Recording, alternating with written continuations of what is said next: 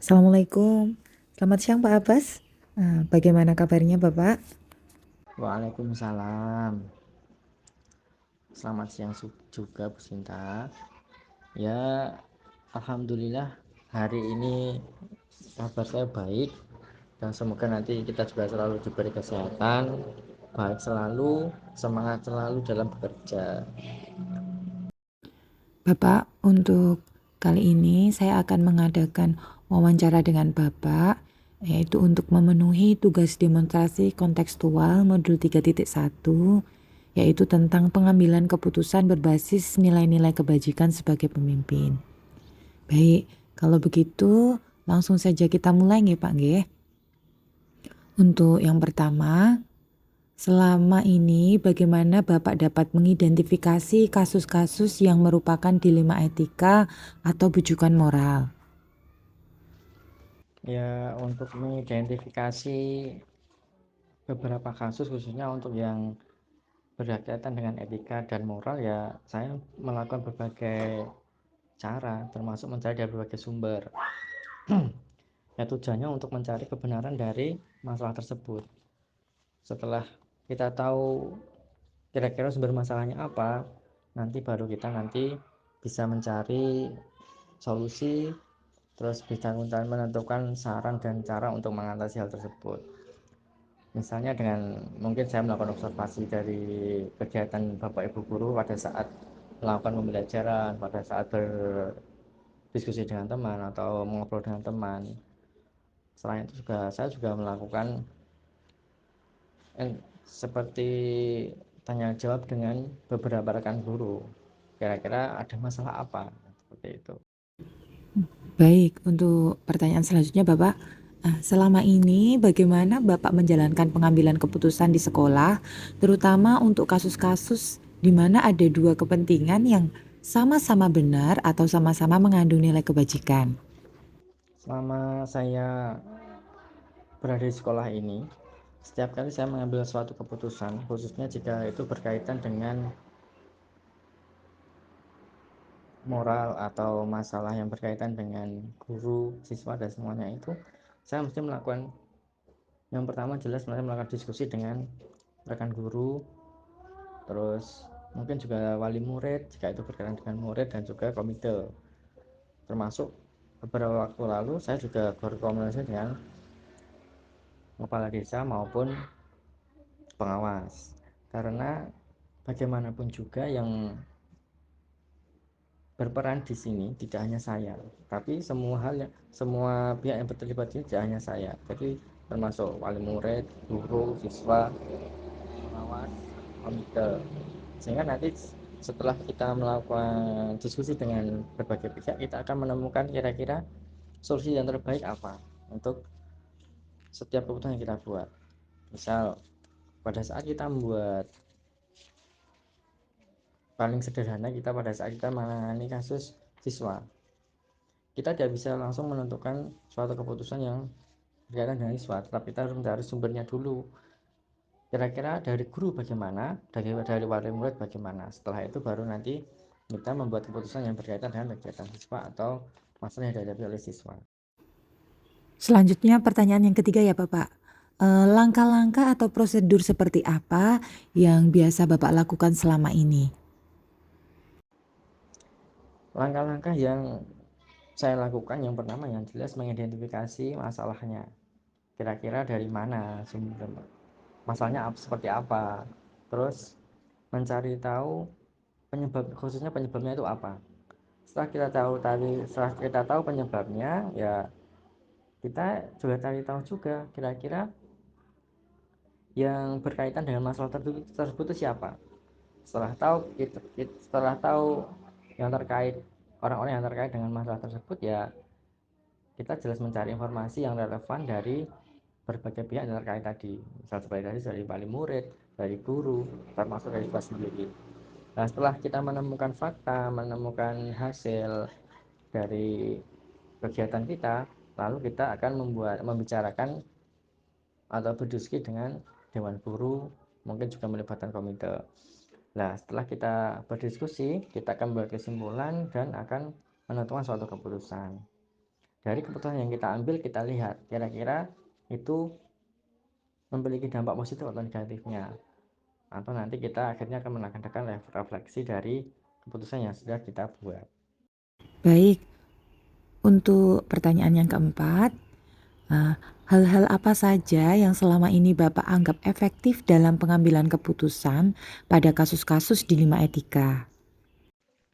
Hal yang paling efektif dalam saya mengambil keputusan yang berkaitan dengan dilema etika, yang pertama, saya tidak terburu-buru dulu.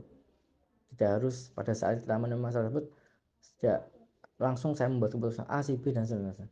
Tapi yang saya lakukan ya berpikir jernih dulu, sabar dulu, identifikasi masalah dulu, cari tahu dulu, baru nanti setelah kita memperoleh informasi yang konkret lengkap, baru kita nanti membuat suatu keputusan yang insya Allah itu akan memberikan hasil yang positif. Selain itu, selain saya melakukan apa tadi, identifikasi, ya saya harus diskusi juga. Yang jelas yang pertama tadi mencari, berpikir jernih, terus mencari sumber masalah, dan yang terakhir nanti kita berdiskusi dengan pihak yang terkait. Kemudian baru kita menentukan suatu keputusan. Kemudian untuk pertanyaan yang selanjutnya, hal-hal apa saja yang selama ini merupakan tantangan dalam pengambilan keputusan pada kasus-kasus dilema etika, Bapak? Tantangan paling utama yang jelas dari hati kita sendiri, dari hati nurani kita sendiri. Kadang sesuatu itu yang kita putuskan itu bertentangan dengan hati nurani kita, karena bagaimanapun manusia mesti punya rasa itu tadi. Kalau ya kita kembalikan lagi ke aturan yang berlaku saja.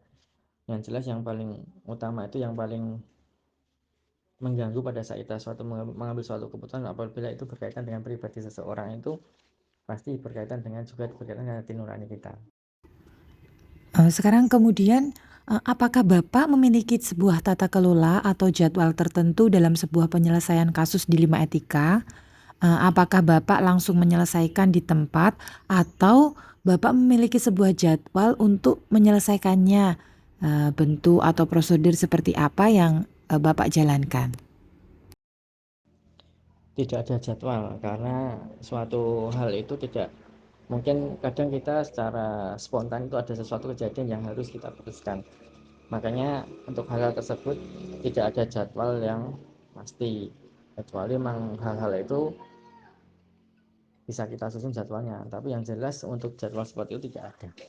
Untuk jadwal secara tertulis tidak ada. Untuk pertanyaan yang ketujuh, Bapak, adakah seseorang atau faktor-faktor apa saja yang selama ini mempermudah atau membantu Bapak dalam pengambilan keputusan dalam kasus-kasus dilema etika? Untuk seseorang yang membantu atau mempermudah suatu pada saat saya mengambil keputusan, ya jelas ada. Yang paling utama itu kalau terjadi di sekolah ya otomatis dewan guru dan komite. Itu salah satu pihak yang sangat membantu saya pada saat mengambil suatu keputusan, baik itu nanti berkaitan dengan sekolah secara langsung maupun di luar sekolah. Wah, sekarang kita ada di penghujung pertanyaan, Bapak. Jadi, dari semua hal yang telah disampaikan, pembelajaran apa yang dapat Bapak petik dari pengalaman mengambil keputusan dilema etika? Apa ya, pembelajaran yang dapat saya petik dari hal tersebut, ya yang pertama, saya menjadi lebih bisa menata diri pada saat mendapatkan suatu masalah, khususnya itu jika berkaitan dengan pribadi seseorang. Terus yang kemudian ya manfaat yang lain membuat kita itu melatih diri untuk mengukur kira-kira itu hal yang baik sama yang benar, yang pas sama yang tidak, itu kita bisa menjadi lebih paham. Karena keputusan yang kita ambil itu nanti tidak hanya untuk kita, tapi untuk orang di sekitar kita juga. Jadi membuat kita menjadi lebih bijaksana. Terus selain itu juga kita bisa mengetahui orang-orang atau kepribadian dari orang-orang di sekitar kita, mungkin dari guru, wali murid, siswa sendiri, terus pemerintahan, dan semuanya. Ya, pokoknya yang terlibat itu kita akan paham, oh jika ada seperti ini kita harus kemana, harus bagaimana kita menjadi lebih. Ya, terima kasih Bapak. Alhamdulillah pertanyaan-pertanyaan dari saya sudah selesai. Jadi wawancara untuk siang hari ini saya kira sudah cukup. Sekali lagi terima kasih juga karena dengan wawancara ini saya jadi sedikit banyak menambah pengetahuan saya tentang bagaimana pengambilan keputusan seorang pemimpin. Jadi saya bisa mengetahui gitu dari pengalaman Bapak, dari pengalaman yang sudah Bapak lakukan, jadi saya tertularkan dapat pengetahuannya. Begitu, terima kasih Bapak. Juga karena wawancara ini saya juga bisa memenuhi tugas dari pendidikan guru penggerak yang sedang saya ikuti. Sekali lagi mohon maaf sudah mengganggu waktunya dan terima kasih untuk kesediaan Bapak pada wawancara siang hari ini. Matur nuwun. Assalamualaikum warahmatullahi wabarakatuh. Matur nuwun Pak Abbas.